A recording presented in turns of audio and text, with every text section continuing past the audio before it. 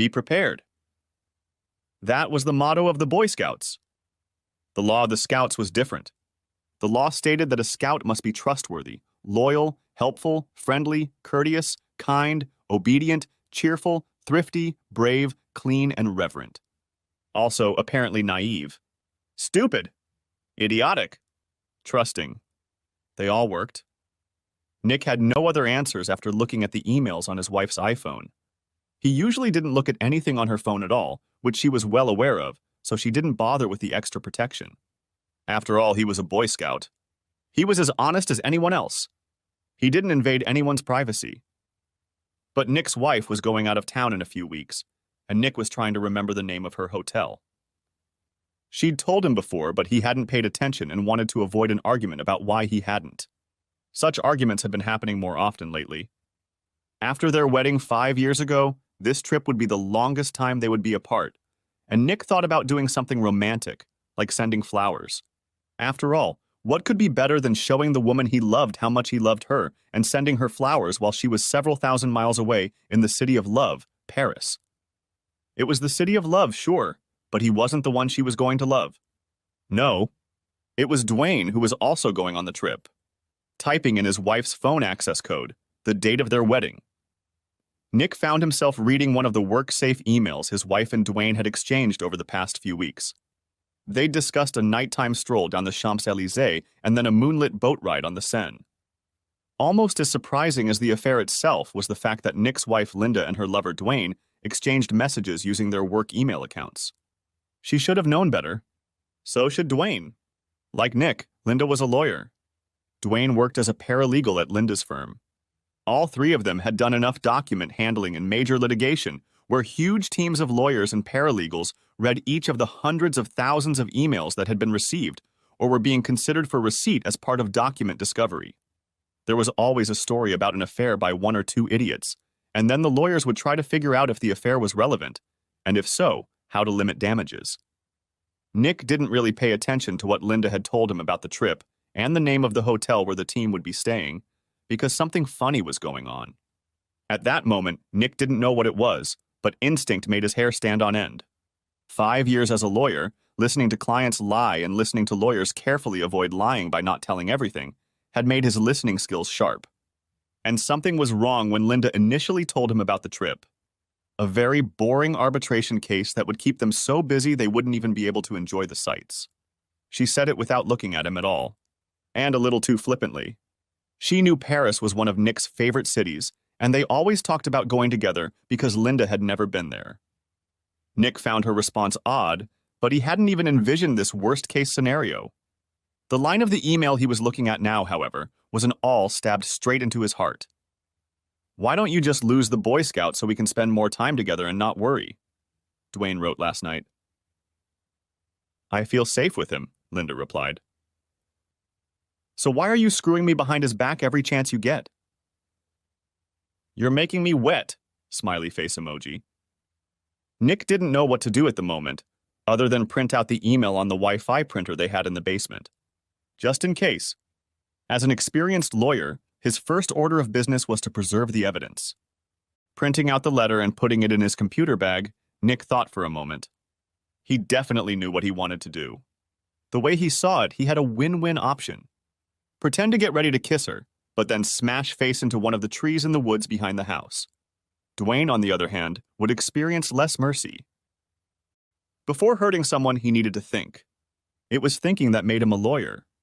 He was paid to use his brain, not his muscles. And he had to think fast, because Linda had gone for a run and would be back soon. But before he could start thinking, he needed to finish his assignment and find a hotel. But not to send flowers. He didn't know what he would need that information for, but he knew he needed it. Perhaps as a purpose. Here, La Clef Tour Eiffel, near the Trocadero, across the river from the Eiffel Tower.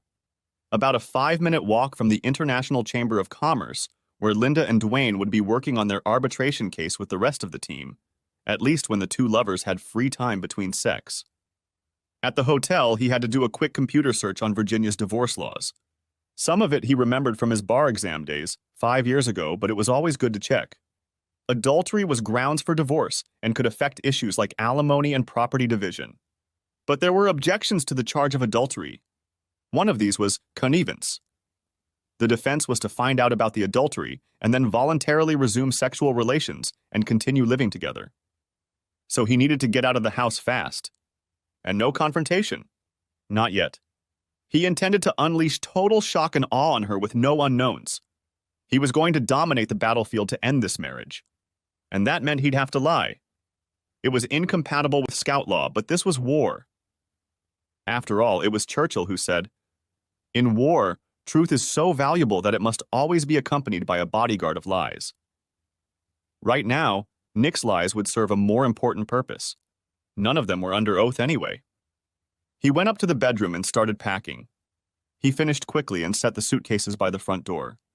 He was just about to gather all the necessary paperwork, bank and credit card statements, 401k and IRA accounts, car papers, paycheck statements, mortgage statements, and Linda's latest student loan balance, when she returned from her run.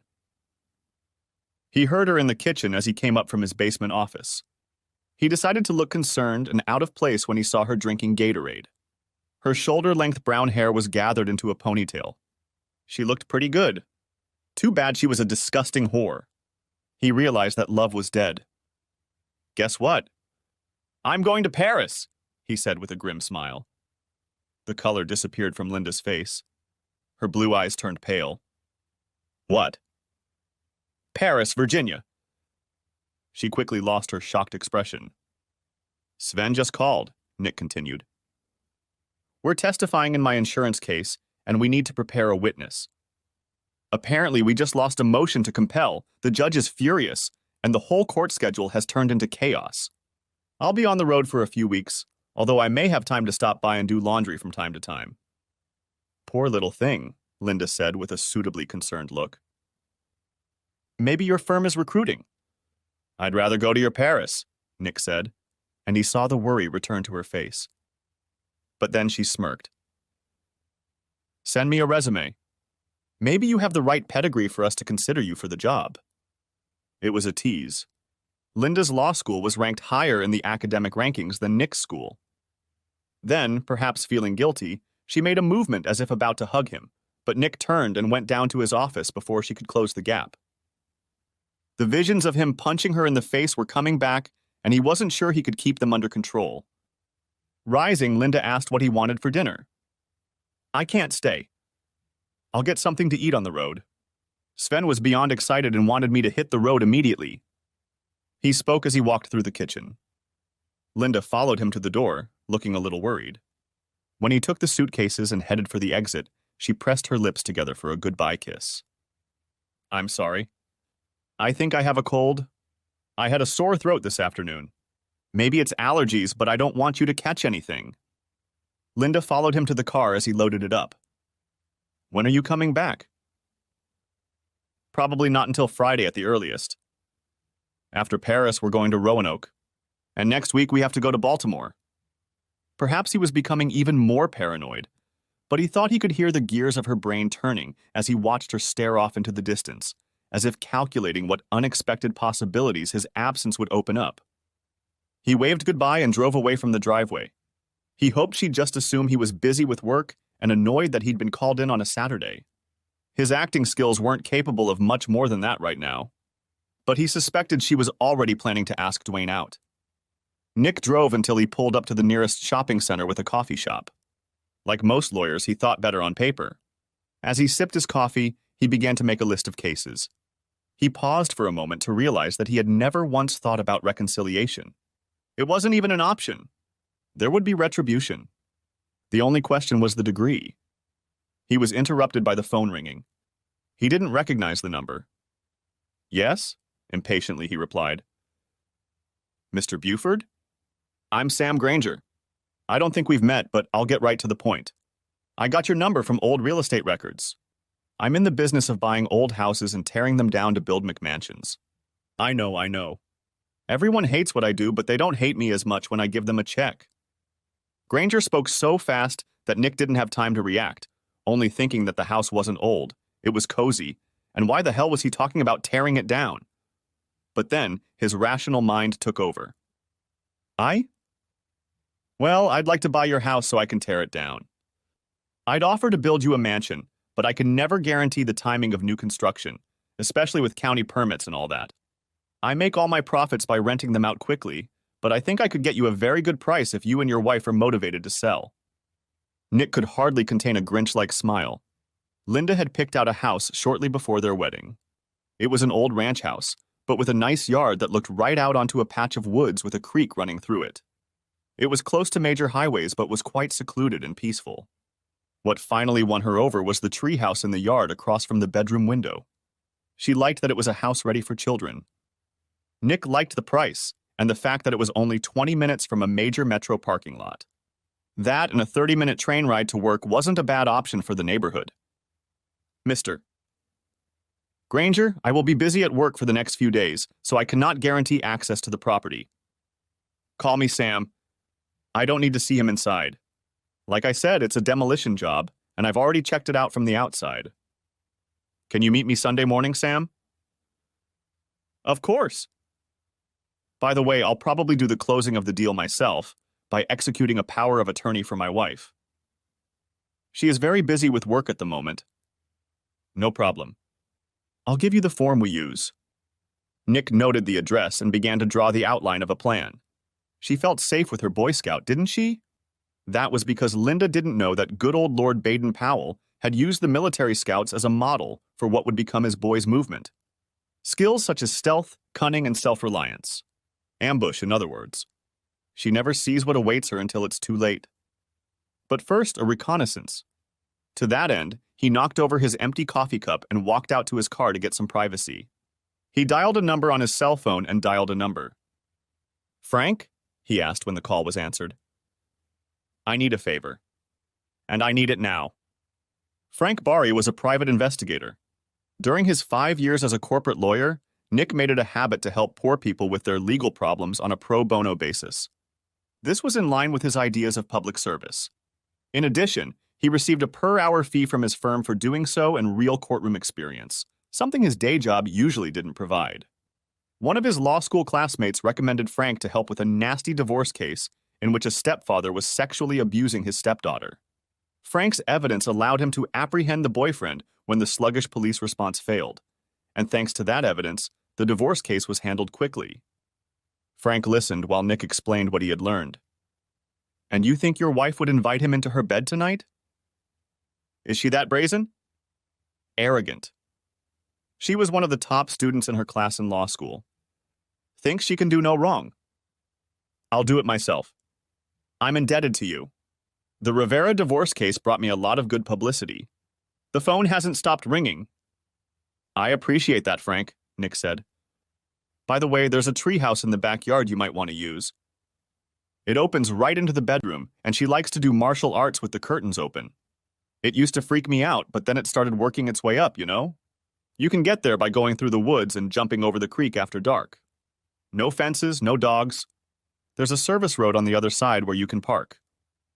Thank you. If you don't mind, I'm going to hide a camera outside, aimed at the front of the house, to keep track of who comes and goes and when. Great.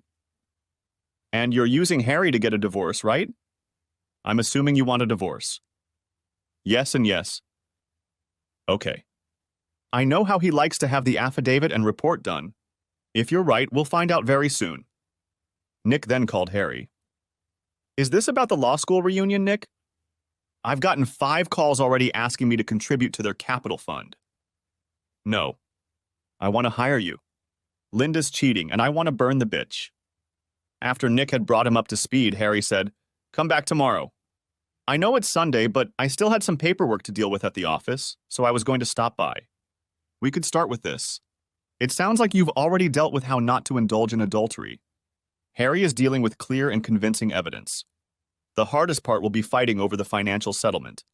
She's also a lawyer at a large firm, so she has the resources to fight and drag the case out, plus people from her firm are advising her. Leave it to me, Nick said. I think we can settle this like civilized people. Then that means you're not going to burn the bitch, but okay. We'll see what you come up with. His last call was more delicate. Hello? Maggie? It's Nick. The silence on the other end of the line was deafening. Maggie? You son of a bitch. I'm glad to talk to you too, dear, after all these years. What do you want, Nick? After all this time? I need your help. I thought Linda was your assistant. It's because of Linda. She's cheating. What a surprise. Can't help you emotionally or sexually these days. I'm dating. And I'm sure he's lucky. Look, I'm sorry. I'm sorry we fooled around and let it ruin our friendship. I'm also sorry that I let Linda cut you out of my life when I thought we had a chance to be friends again. But as a friend, I need your help. Asshole, Nick left her stewing. What do you want, Nick? He told her. There was silence on the line. Then there was laughter. I agree, she said, calming down, but he could still hear the smile in her voice. You always made me laugh. Thank you, Maggie. When the dust settles, you'll have to introduce me to Mr. Lucky so I can congratulate him on his fine taste and take you both out to dinner. It's a date, she said. He needed somewhere to hide out for a while and make a plan of action, so he found an extended stay hotel outside the Beltway in Fairfax, far enough away from the usual places he and Linda frequented that he wouldn't be spotted, settled in, and went to get some food. He wasn't particularly hungry, but he knew he needed something in his stomach to digest the alcohol he was about to drink. The restaurant called El Mariachi was across the street from the hotel. It would be enough, because the frijoles and cheese would just make him sick. As the hostess sat him down in a booth, he saw the bartender looking at him. He seemed vaguely familiar, but Nick put the thought out of his mind. He had enough to worry about at the moment. To see pupusas on the menu meant that the restaurant was a Central American establishment pretending to be Mexican. Most Americans didn't know the difference. Along with his meal, he ordered some cheap tequila. He knew the next day's hangover would be brutal, but he considered the pain part of the rite of passage. The waitress returned with a bottle of excellent top-shelf tequila and a highball glass. When Nick looked up at the waitress, she merely pointed to the bartender, who saluted him. Nick accepted the greeting and poured himself a generous portion as the bartender went back to serving other customers. It took a moment, but Nick remembered who he was. He remembered that the bartender was one of the people who had attended Rivera's divorce hearings and the criminal trials Nick had attended. He always sat in the last row by himself. No one ever sat next to him. Once, his client Sonia's daughter hugged him, but when Nick asked Sonia who it was, she remained silent and said he was just a family friend. Nick ate in silence, making notes in his notebook and drinking tequila. When the waitress cleared away the dirty plates, he went to the break room. He felt like everything around him was moving, like on a ship when he walked. He needed to lean against the wall while he went about his business. Then he went back to the booth, trying to keep steady, and found the bartender sitting in his booth on the opposite bench.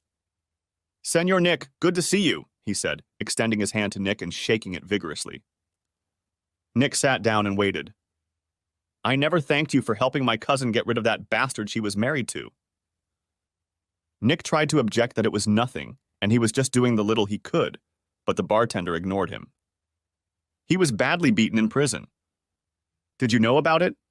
"Very badly. They don't think he'll be able to walk again. Or eat solid food." The bartender smiled slightly, telling Nick. Nick felt a chill as he looked at the bartender. "I didn't hear that," Nick said. The bartender shrugged. "That's yesterday's news. What brings you alone to El Mariachi's on Saturday night? Where is your beautiful wife?" Nick looked the bartender straight in the eye. The bartender was still smiling. It wasn't a mocking smile. Rather, it was a smile that knew a lot. Nick couldn't understand why the man had asked such a strange question. How did the bartender even know that Nick was married? Then Nick remembered that Linda had surprised him by showing up at one of the hearings and kissed him after it was over. The bartender must have still been in the courtroom. "We had some problems with her," Nick said.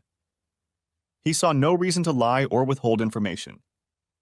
"Like she's having fun with someone else?" There was that familiar smile again. Nick was shockingly silent. "I'm not a lawyer, Don Nicholas, but I know that if you want to keep a secret, you shouldn't write it down and leave the paper in plain sight," the bartender said, gesturing to Nick's notebook. It was labeled with the elements of adultery, a drawing of Dwayne with a knife, the name Linda surrounded by a circle with a slash, and the to-do list included the phrase, "Burn that bitch." Nick shrugged. Bad operational security, but at least he hadn't given away any client secrets. Any man in your situation should ask himself what he wants. What do you really want, Senor Nick? What do you want more than anything else in the world, aside from money, if you could choose revenge? Nick didn't hesitate. I want to punch her nose so hard that it breaks. And I want to punch her in the face so hard that both her eyes darken. She has a very pretty face and very expressive eyes. I want to destroy that. The bartender's smile widened. Then he chuckled, shaking his head. You, my friend, are not thinking rationally. People who retaliate so violently go to jail. You don't want to go to jail, unless it's just to visit your clients and then leave. Isn't that right? The bartender paused and looked at Nick sympathetically. Nick nodded. But perhaps I can be of some use. You helped my cousin with her little problem. She could have asked me for help, but for various reasons she refused to do so. However, you stepped in and took care of her. Nick tried to interrupt. Sure, he had Frank gather the evidence, but he had the police do all the work.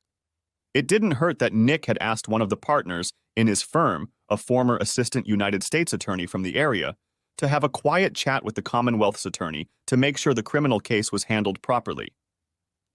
Nick came with his client just to make sure that the prosecutors would treat her with the respect she deserved. His client's divorce itself was a common occurrence after her husband was convicted in a criminal case.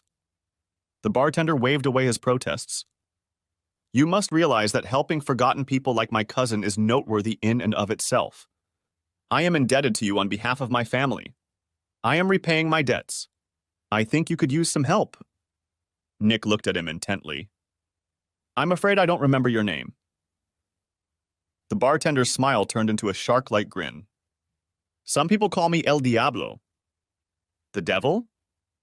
The bartender nodded. Only people who don't like me. To my friends, I'm Jose Garcia. Now it was Nick's turn to smile. What do I have to do to get a favor from the devil? Sell my soul? El Diablo's smile disappeared. Nick's smile disappeared too. Be serious. You're a lawyer. You have no soul. He smiled again, and Nick realized he was joking. Call it professional courtesy, Senor Nick. Now give me your address, your wife's name, and tell me about her daily routine. What are you going to do? I have a few ideas. But what is that phrase? Ignorance is blissful ignorance? I think you need to be in blissful ignorance. And be able to report on your movements over the next few months. Get yourself a cell phone so we can keep in touch and leave a number here at the bar. And don't come back here again. It's for the best. Nick told El Diablo that he had hired a private investigator, his plans not to leave the house until Linda left for France, and Linda's plans for the trip. El Diablo knew where the hotel in Paris was, but would not say exactly how. Just one question, Senor Nick. Is there any chance of reconciliation? Forgiveness? Mercy? I don't want to hear about doubts later. El Diablo looked him straight in the eye, the smile gone, the expression serious. Nick returned the look. Nick took a deep breath and paused to double-check his emotions. The path was clear. He was a simple guy. Trust and loyalty. Those were his most important values. His marriage lacked them. Linda flipped a switch in his brain, and love was replaced by hate. In time, upon mature reflection, he wouldn't care. But that time was not now. No. El Diablo relaxed. Okay. Don't worry about a thing. The waitress came with the bill. El Diablo shooed her away but let Nick give her a generous tip. He also let Nick take a bottle of tequila, but warned him to take his time. He needed savvy for the battle. Somehow, Nick woke up Sunday morning at a reasonable time and without much of a hangover. He got to Harry's law office at 10 in the morning and found Frank already there. Sorry, Nick, Frank said. She's definitely having fun with a guy. In your bed. He was there 2 hours after you called me, and he was still there when I left this morning. We got a very good quality video. I made you a copy, but you might not want to look at it. Harry intervened. You'd better not look. I don't want you to do something stupid and get arrested. Don't worry, Nick said, taking the DVD from Frank. Give me the synopsis. I climbed into the treehouse like you said, and they were all there on top of each other. I got very clear shots of their faces and, frankly, the rest of their bodies. Clearly having sex. If anything, I think it's just a physical phenomenon. They hardly talk at all. They were just having fun like rabbits. I don't know if this will change your plans. No, it isn't. What did they do? Well, I won't go through all the positions. But I will say this, they both had a lot of stamina. Thank you. That makes me feel even worse. I'm sorry. Anyway, I know Linda personally from that party you had last year, so I can identify her. We ran the guy's license plate, Dwayne Martin. We know he works with her. We don't know how long it's been going on, but I think it's clear and convincing evidence. Oh, and we have a camera on the front of the house that covers the driveway and garage, so we can tell when they come and go. I'll email you a link to the live feed on our secure server. I've talked to Harry and I'm going to write up a report and supporting affidavit for him to file. Sorry again, friend. Frank shook hands with Harry and Nick and walked out of the office. So, what do you want to do? Asked Harry. File for divorce on the grounds of adultery. But don't file for her. Harry looked at Nick expressionlessly. Trust me, Harry. When I hear those words, I get an upset stomach. I don't want you to do anything stupid here. I expect it to go more smoothly than you realize. Harry grimaced. Look, Harry, just file it Monday afternoon, just before the clerk's office closes. Let me know the case number. I'll take care of the rest. Just remember, Nick, I don't practice criminal law. Not very well, anyway. If you need to get out of some kind of trouble, I can't help you. You'll be pleasantly surprised, Nick said as he walked out the door. Nick's next stop was a meeting with Sam Granger. It was a very productive meeting where Nick learned that they could sell the house for over $100,000 more than the mortgage, and with no commission to the real estate agent. Linda would be thrilled. Nick promised to have all the necessary paperwork ready to close the deal as soon as possible. Leaving Sam's office, Nick looked at his phone. No messages, no calls. She must still be having fun with Dwayne. Nick took the opportunity to call his boss Sven and tell him that he urgently needed 2 weeks of vacation or he was quitting. Sven immediately panicked because Nick was the only one who knew what was going on with the case and agreed. Fortunately, there was a lull in Sven's business, so he could give Nick some slack. Having laid the groundwork, Nick returned to the hotel to get down to the real work. By Monday evening, he was ready. On Sunday night and Monday, Linda left voice messages that he didn't respond to. He was saving all his energy for Tuesday morning. Thanks to Frank's camera set up in front of the house, Nick knew that Dwayne had spent Monday night there, and judging by the fact that Dwayne had been there from Sunday night to Monday morning, he would likely leave for work around 8 a.m. Linda will leave around 8:30 a.m. So, at 7 a.m., Nick walked in the front door and yelled, "Honey, I'm home!" He heard sharp footsteps upstairs, and then Linda came down the stairs in her robe, disheveled and shocked. "Honey, what a surprise!" she said, trying to sound cheerful, but barely on her feet and clearly on the verge of panic. "I thought you'd be gone until Friday. You didn't return my calls." "Sorry," Nick replied cheerfully. "You know how it is on the road." Nick pretended not to notice the wine glasses in the living room and headed straight for the dining room. Linda stood in the doorway, staring at Nick, trying to figure out what she should do next to keep him from going up the stairs to where Dwayne was obviously hiding. A knock on the door caught her off guard. "Can you get it, honey?" asked Nick. In the meantime, he began to spread out the papers on the dining room table and pretended not to notice Linda squaring her shoulders and going to open the door, perhaps expecting to see the bailiff with the divorce papers. But instead, Maggie came in just as Linda opened the door and said simply, "Hi." Linda watched curiously as Maggie sat down at the dining room table and opened the briefcase. "I'm sorry, honey," Nick said. "But I don't know when I'm going to come up for air again, and you know I can't think about you going on an overseas trip without a renewed power of attorney. You know, just in case something goes wrong and we have to deal with some financial or medical issues. Oh, and I also had a couple moments over the weekend and got an offer to refinance my mortgage at a very favorable rate. Since we'll both be traveling, I figured this was the only time we'd be able to do it. I apologize for the short notice." He tried to look apologetic. "Who's that?" asked Linda, pointing at Maggie when the artery in her temple stopped pulsing so hard. "I'm Maggie." Maggie is a notary, Nick explained. Linda visibly relaxed. She still had a lover hidden upstairs, but events weren't quite out of control yet. This is my Boy Scout. Always ready, she said with a smirk as she sat down, though her eyes were still wary. It's just the way I am, darling. He handed Linda a pen and began shifting papers in front of her. The check marks with arrows indicate where you need to sign. Take your time reading them if you want to. I trust you, Linda said with a wide smile, quickly signing all the papers in front of her. He hoped that was the case, because otherwise he wasn't going to get anywhere. But he who dares wins, as they say. While Linda signed each document, Nick arranged them and handed them to Maggie, who lined them up and notarized them. Mrs. Buford, do you have a photo ID? Asked Maggie. Linda got up from the table to find her purse.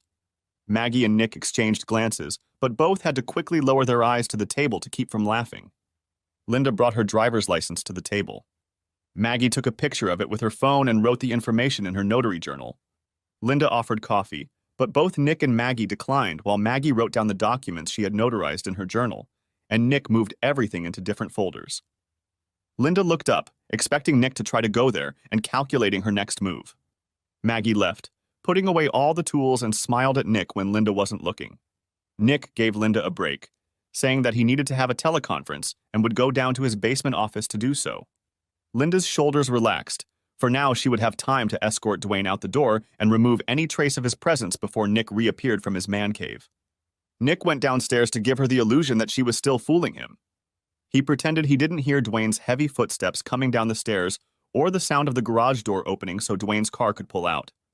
But when he heard the sound of the shower running in the master bath, Nick gathered up everything he had, walked out the basement door, and drove away in his car without a word to his loving wife.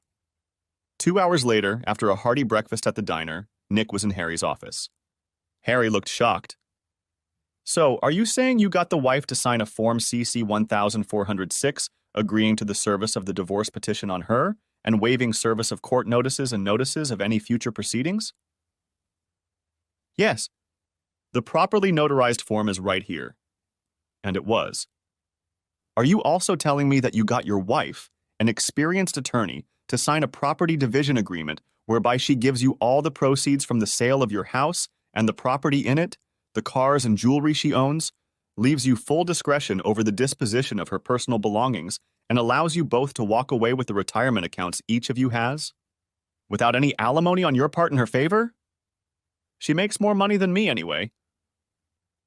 According to those documents, she expressed her willingness to get out of the marriage with only about $125,000 in retirement contributions and about $200,000 in undergraduate and law school debt. Is that correct? She's always had a very generous nature. Harry narrowed his eyes as he looked at Nick and went back to the papers on his desk. And you also made her sign an affidavit in which she admits to cheating and even admits that her lover was upstairs in the marital bedroom at the time she signed the affidavit and was there all night after having sex with her the night before? Are you even telling me that her affidavit supports the authenticity and accuracy of this email correspondence in which she talks about staying with her lover because he makes her wet? That's what you're telling me? Counselor, Nick said, showing no emotion as far as he could. The documents speak for themselves. Harry looked at the papers, looked up at Nick, started to smile, suppressed the smile, and twisted in his chair. To hell with it. I'm filing all of this. You're a respected member of the bar and a friend from law school. How was I supposed to know you were making all this up? Everything looked fine to me, Your Honor. I am deeply embarrassed. I was completely consumed by the fact that my client violated my trust. If anyone should be disbarred, it's Nicholas A. Buford, J.D. Esquire, Your Honor. See where I'm going with this, Nick? Uh-huh. If need be, will this notary witness that Linda signed all of this? Yes, it will.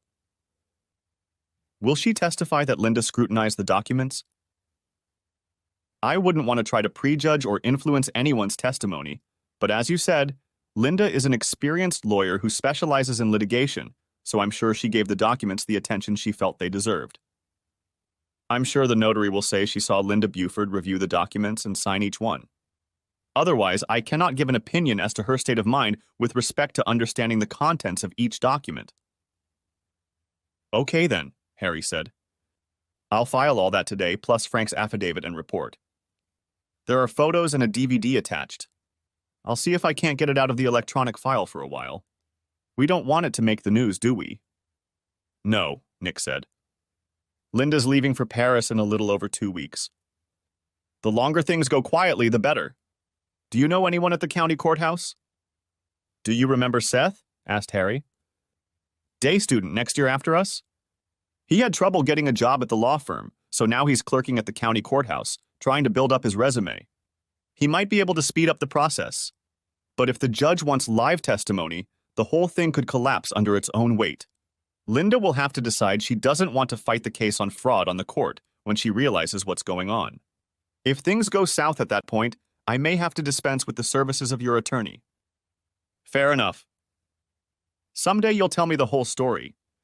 But right now I don't want to hear it. For the next 2 weeks, Nick managed to keep Linda at arm's length.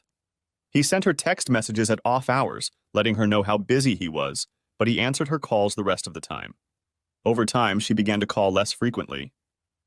You scared the hell out of her, Frank told him at the end of the week. Judging from the videotape, Dwayne hasn't been in the house once since you showed up and surprised them Tuesday morning. I can't tell if they're meeting at his place during the week or having fun with each other at the office, but they're not doing it in the house.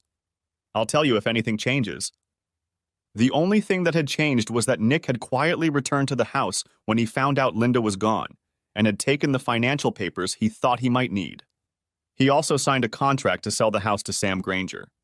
The transaction was to take place during Linda's first week in France.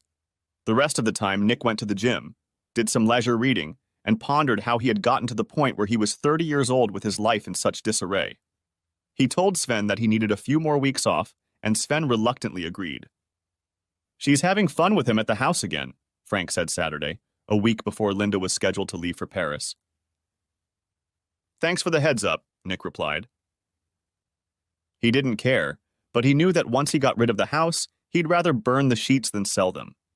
By this time, Nick had watched the video that Frank had given him the first time. He realized his attraction. Dwayne was a couple years younger, and as Frank's investigation had revealed, the guy was a gym rat, constantly pulling himself up in front of the mirror after weight training. Otherwise, he was unremarkable. In comparison, Nick was in decent shape but certainly didn't have a taut belly. Linda was obviously looking for arm candy. Nick could well do without such superficiality. Before Nick knew it, Linda was on her long-awaited trip to Paris. One of Frank's men followed her to the airport and waited for the plane to take off, bound for Europe. Upon receiving the news, Nick went to the house, put all of Linda's clothes in a pile in the living room, and packed up everything he wanted to keep. The next day, the movers arrived, packed Linda's things, and sent them to the warehouse.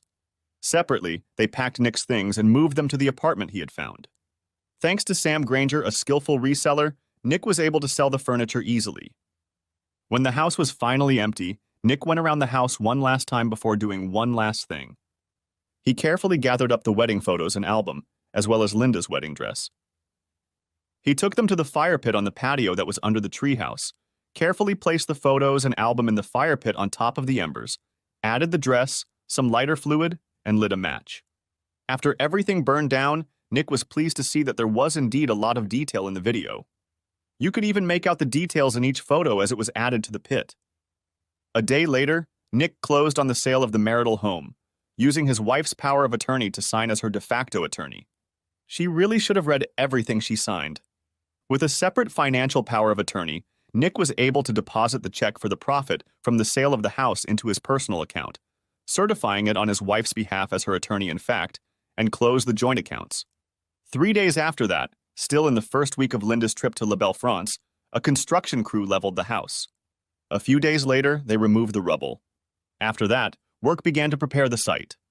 Unfortunately, the tree with the treehouse, which was perfect for the children, had to be removed. According to the new plan, there was to be a gazebo there. Unfortunately, the moment that only a large square of land remained in place of Nick and Linda's happy home, construction stopped. It seems something went wrong in the permitting process. Nick and his law school friend who worked in the county permit office were confident that the problem would resolve itself within a couple of days of Linda's return from France, as soon as the proper forms were received and approved. In all that time, Nick hadn't returned a single call from Linda. He stopped sending her text messages, did not respond to emails or voicemails. Some of her friends and family called.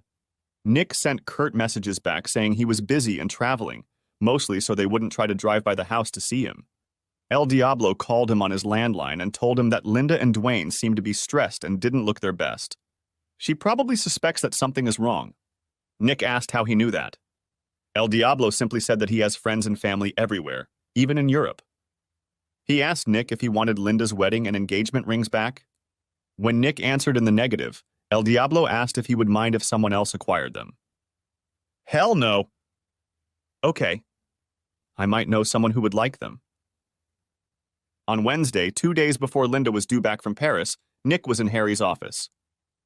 I don't know how it happened, but here's the divorce decree. It's a lot quicker than usual for this kind of thing, and Seth didn't tell me anything. I don't want to know, and I'm not asking.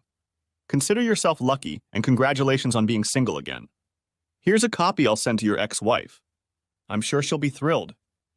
As Nick was getting into his car outside Harry's office, his phone rang. He didn't recognize the number, but when he answered it, he recognized El Diablo's voice. Nick, you need to take a vacation. Right now. Go someplace where there are a lot of people. People who know you and can tell you've been there. El Diablo hung up the phone. Nick realized he hadn't seen his college friends who lived in New York in a while. Luckily, they had free schedules in the next few days, so he went on Amtrak that afternoon, went to a few shows, visited a few museums, and joined his friends for lunch, coffee, and dinner, most of which he paid for with a credit card. He also tipped generously at the hotel so that all the staff knew who he was. While there, he express mailed to Linda's parents' home a copy of a DVD of him burning her wedding dress and wedding album. Late one Sunday night, after Nick was enjoying coffee and cake at Little Italy in Manhattan, his phone rang. It was his father-in-law. Nick? Where are you? Linda's going crazy. She's in the hospital. Yeah? What's wrong with her? It was getting more and more interesting. She returned from a business trip on Friday, but she and a colleague were apparently kidnapped at the airport. They were drugged and were only able to get out this morning. The co-worker was beaten nearly to death. And Linda.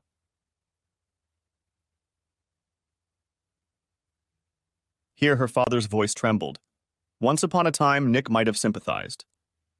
What happened to Linda? When she woke up, she discovered she was covered head to toe in tattoos.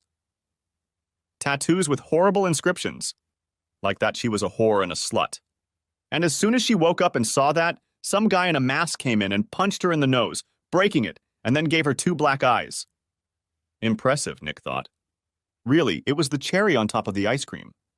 He would have been happy if Linda had realized that he had betrayed her in court, just as she had betrayed him in marriage. But this was just a rainbow orgasm of joy. It would be worth an immortal soul if he could give it away. I'm sorry to hear that. I'm out of town right now. What would you like me to do? Nick realized that the other end of the wire was surprised. You're her husband. She's your wife! Unfortunately, no. We are divorced. The order was issued last week. She's cheating on me with the guy she's traveling with. What? What exactly was unclear? Nick realized he was showing unnecessary cruelty right now, but he didn't care. I have the video. I can send you a copy if you'd like. There was silence on the other end of the line. Nick wondered if his father-in-law was having a heart attack. We're done with her, so you'll have to take her home. She's not my problem now. You did it! Shouted his father-in-law. I've been in New York since Wednesday, celebrating my divorce.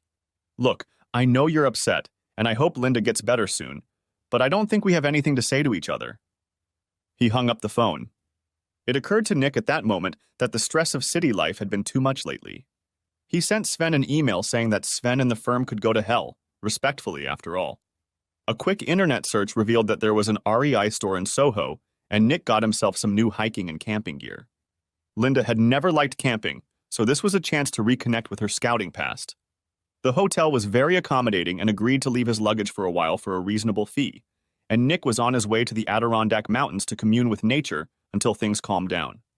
Luckily, he had his passport with him in case he had time to travel to Canada. And it turned out he did have time. For most of the next 8 weeks, he turned his phone off. At first, he thought some crazy woman had stolen his ex-wife's phone because there were dozens, if not hundreds, of messages that seemed to include frantic screaming and crying. He only listened to 1 or 2 and deleted the rest. Lots of crazy emails, too. Her account must have been hacked. How could he have taken the time to read all this? He hoped that whoever this crazy woman was, she would get the help she so desperately needed. 8 weeks later, Nick met Frank for a drink. Harry was there, too. "Just so we're clear," Harry said as they sat down at the table, "I terminated our relationship with our attorney immediately after I served you with the divorce decree. I notified you by registered mail. Perhaps you haven't checked your mail yet." "Not yet," Nick admitted. "A serious shitstorm, my friend," Harry said. "Frank, what would you say?" "More like a typhoon of shit." "I like that. There's shit everywhere anyway. Lots of destruction." Harry drank his bourbon and immediately asked for another. "Get started, Frank." So, Monday morning, the former Mrs. Buford is on her way to the old homestead with her parents. We didn't have time to take the outside camera down. When she sees the vacant lot, she has a complete meltdown. She falls to her knees, sobs, goes into fetal position. She ends up kicking and screaming like a kid at the mall late at night. Then the equipment crew arrives and she loses her temper again. The third time she loses her temper is when the construction workers see what she has tattooed on her face and start laughing. I have to say that the work is so good that the text is very visible on camera. Whore, puta, I love cock and the like. Face, neck, arms. And that's despite the fact that she has raccoon eyes from being punched, plus duct tape for a broken nose. Harry picked up the story. That afternoon, she and a couple other lawyers from big firms showed up at my humble office. They didn't have an appointment, so I made them wait 15 minutes. Made sure my Glock was loaded and in my desk. Thank God we're in Virginia, you know. 15 minutes later, they were all already yelling at me, talking about emergency motions, bar complaints, and contempt proceedings. I have to admit that I had a hard time not looking at the ink all over my face. They were done very clearly in red and blue ink so that they could be seen from a distance. When I was able to shift my attention, I asked what exactly was the problem. Which statement in any of the statements was false? They all stopped and looked at each other. Then I asked if there was an argument about your ex committing adultery. They all answered yes.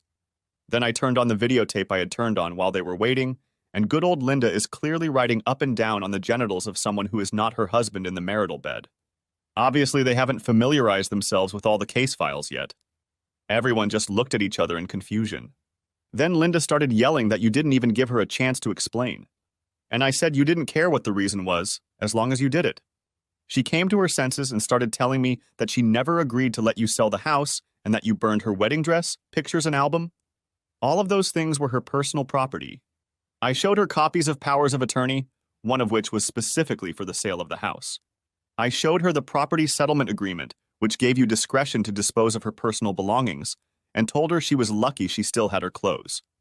I asked if she denied that her signature was on the documents. She replied that she did not, but that she had never agreed to anything that was written in them. I then asked if her entire defense was that she never read what she signed. I asked her to imagine how she would be cross-examined if she challenged anything in court. At that point, she was silent.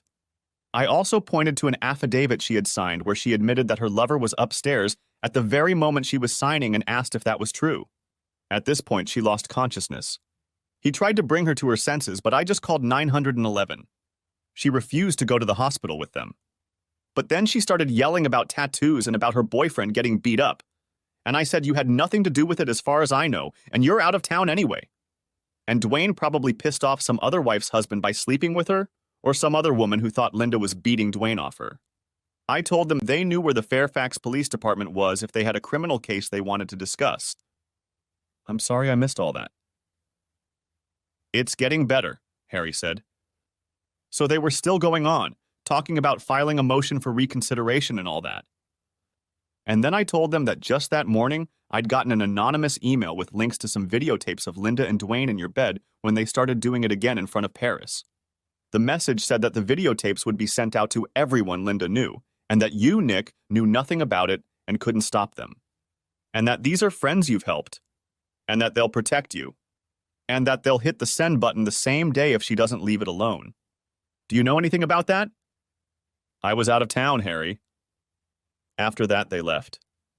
I haven't heard from them since, and nothing happened at the courthouse. It was Frank's turn again. They must have gone to the police because they were approached by a couple detectives. They wanted copies of the videotape and the report. Then they lost interest. Neither Linda nor Dwayne could say what happened. Only that they got into a cab at the airport, and the next thing the guy knew, he ended up in the hospital. Linda woke up in a rundown hotel, got punched in the face, and ended up in the hospital. The room was billed to her credit card, too. Plus room service and a minibar. This time, Nick revealed that, according to the hotel manager, New York police officers checked on his stay and also contacted his New York friends. But they all vouched for his very active schedule in the city. Word on the street, Harry said, is that your ex is hiding in her parents' basement while she undergoes a laser tattoo removal procedure.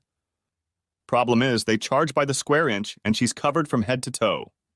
It must cost tens of thousands of dollars. That's too bad, Nick said. Harry cast a glance at Nick. Frank only pressed his lips together to keep from laughing. What happened to Meat Eater? From what I understand, he's hurt pretty badly, Harry said. He's going to have a lot of physical therapy in the future. His head is a little damaged. Multiple concussions. He'll probably have a hard time finding another paralegal job. Their firm let them both go too. Seems their relationship had broken down during the trip, and it had somehow negatively impacted the whole arbitration. Things were missed, exhibits were not ready. There were problems with witness notes. They lost on the merits. The client was not happy. The firm had to make human sacrifices to keep the client for future work. Someday, Nick, you'll have to tell us how you did it, Frank said. Managed what? I'm a Boy Scout. Maggie was waiting in the car when he left. I'm a little jealous. No one asked me if I actually notarized the documents or if she read them before signing. I was willing to say that I watched her study each document before signing, but I couldn't estimate how much time she spent on it. We should discuss this over dinner. I need to buy you and the boyfriend a treat to thank you for helping me gain my freedom. Maggie turned to him and looked over her sunglasses as Nick drove the car out of the parking lot. There's no boyfriend, you idiot. Nick braked abruptly and looked at her. Really? Now shut up and take me home so you can begin the rather long and grueling process of apologizing to me. Okay, Nick smiled, but I have to stop by the post office first. Why? I'm sending a card to a friend, Nick said, pulling it out of the glove compartment. There was a Boy Scout emblem on the front. I'm asking her if she feels safe right now. Thanks for watching. I hope you enjoyed it. So subscribe to my channel and watch the next video.